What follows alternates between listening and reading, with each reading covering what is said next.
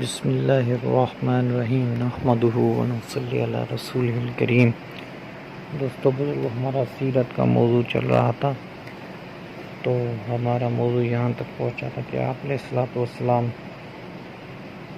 خیبر کی جنگ کے لیے نکلے، خیبر کی طرف نکلے، اور یہ جو مہینہ تھا یہ حج اور محرم کے مہینے کے بیچ میں مہینہ تھا، سن 7 ہجری تھی۔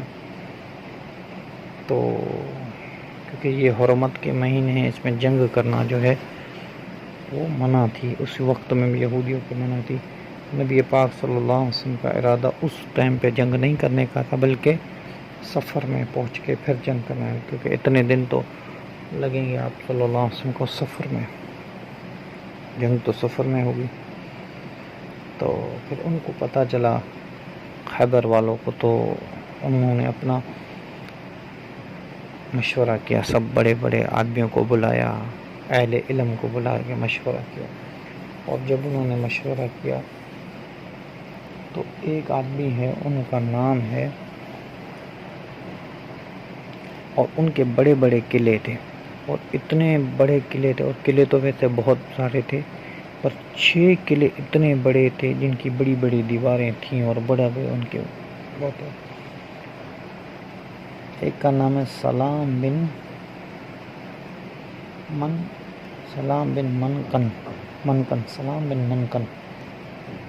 یہ ان کے بڑے علم والے لوگوں میں سے تھے، اور انہوں نے کہا کہ چلو راستے میں چل کے ان لوگوں سے جنگ کرتے ہیں، کیونکہ میں نے اپنے علم سے حساب کیا ہے، یا مجھے خواب میں دکھایا گیا ہے، میں نے اپنے علم سے حساب کیا کہ یہودیت جو ہیں وہ 2 دفعہ جو ہیں وہ ذبح ہوں گے۔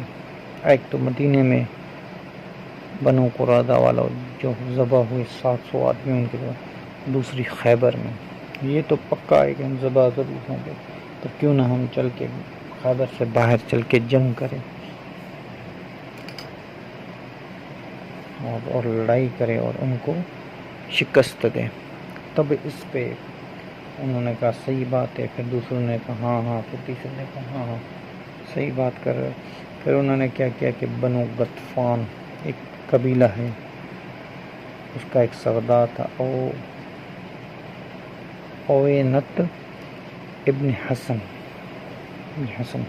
4000 لڑاکو آدمی تھے اس بنو غطفان میں، 4000 آدمی لڑاکو، اور قبیلہ تو بہت بڑا۔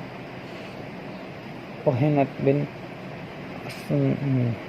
حسن جو تھے، حضور صلی اللہ علیہ وسلم فرمانے کہ یہ احمق لوگوں میں سے احمق ہے، پر کیا کریں، لوگ اس کی مانتے ہیں، کوئی اس نے صحیح کام نہیں کیا، پھر بھی اس کے پیچھے 4000 لوگ اپنے آپ کو مروانے کے لیے، کٹوانے کے لیے اور چلے جاتے ہیں۔ اور بنو غطفان آپ صلی اللہ علیہ وسلم آگے ہیں، اور خیبر کی طرف آگے یہودیت ہے، پیچھے سے بنو غطفان والے آگے، تو آپ صلی اللہ علیہ وسلم فرمایا ہم تو بیچ میں آ گئے۔ تو پھر آپ علیہ الصلوۃ والسلام نے صحابہ سے فرمایا کہ کون ہے جو یہ راستہ جانتا ہو، سرکش شمال کی طرف سے چل کے ہم قلعے پہ حملہ کریں، کون ہے؟ کیونکہ آپ صلی اللہ علیہ وسلم اگر مغرب کی طرف سے، جنوب مغرب کی طرف سے آپ نے فرمایا کہ ہم حملہ نہیں کریں گے، ہم حملہ کر کے سرکش شمال سے حملہ کریں گے، کیونکہ شمال کا جو وہ راستہ ہے یہودی بھاگ جاتے شام کی طرف، شام کا راستہ جاتا، ویسے ان کو کوئی راستہ نہ ملتا۔ ایک صحابی نے کہا یا رسول اللہ مجھے راستہ پتہ ہے، میں آپ کو لے کے چلتا ہوں۔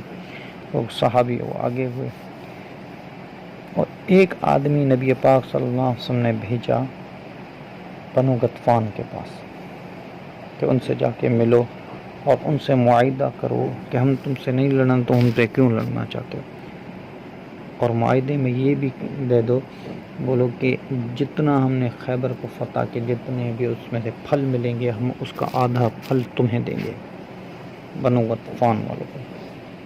بنو غطفان والوں نے کہا نہیں، ہم تو حملہ کریں گے، ہم تو نہیں چھوڑیں گے، وہ ہمارے حریف ہیں، یہ ہیں وہ، ہم تو حملہ کریں گے۔ انہوں نے بات نہ مانی۔ ہوینت بن احسن جو تھے وہ گھوڑے پہ تیز چل رہے تھے اور وہ خیبر پہنچ گئے، اور ان کے ساتھ 1000 کا لشکر جو پیچھے آ رہا تھا وہ بھی راستے میں ہی تھا، وہ خود پہنچ گئے۔ تو راستے میں کسی جگہ پہ جا کے وہ سارے سوئے، 1000 کا لشکر سویا۔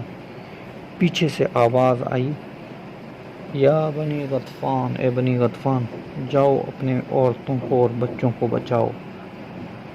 اتنی زور سے آواز آئی کہ سارے قبیلے نے سنا۔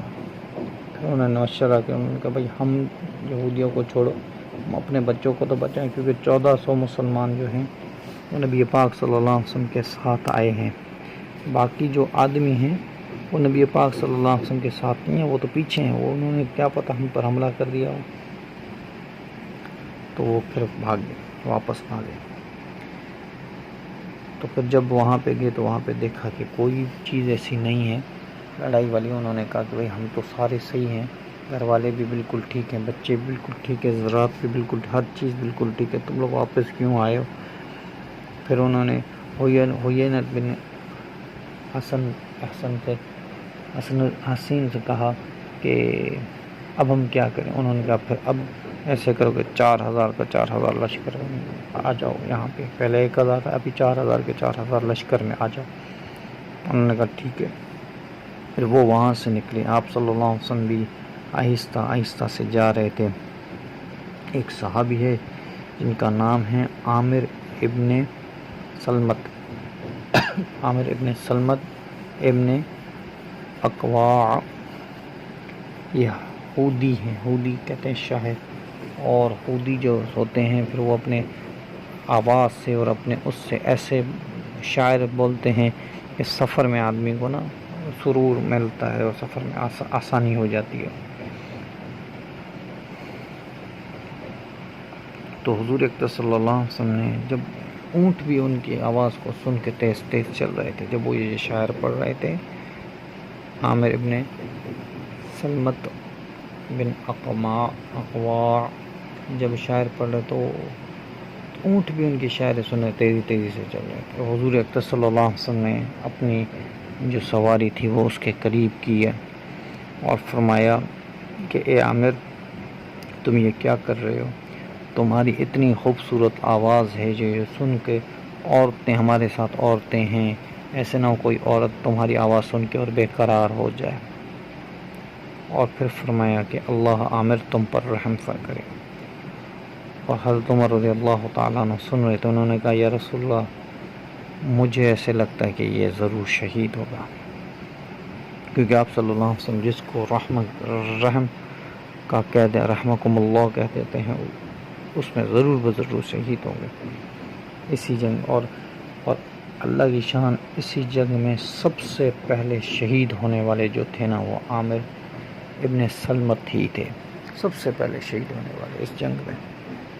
اور ان کے جو باپ تھے سلمت جو تھے، سلمت وہ صحابی ہیں جس کو نبی پاک صلی اللہ علیہ وسلم صلح حدیبیہ میں 2 بار آپ صلی اللہ علیہ وسلم بیعت کی، 2 بار، ایک بار بیعت کر کے وہ چلے گئے۔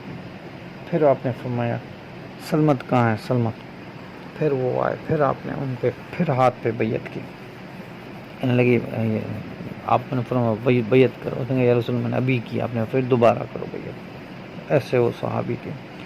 تو زندگی رہے گی تو بات چلتی رہے گی۔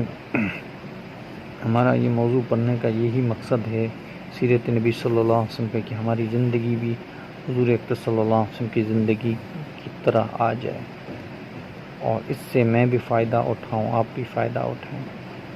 وما علینا الا البلاغ۔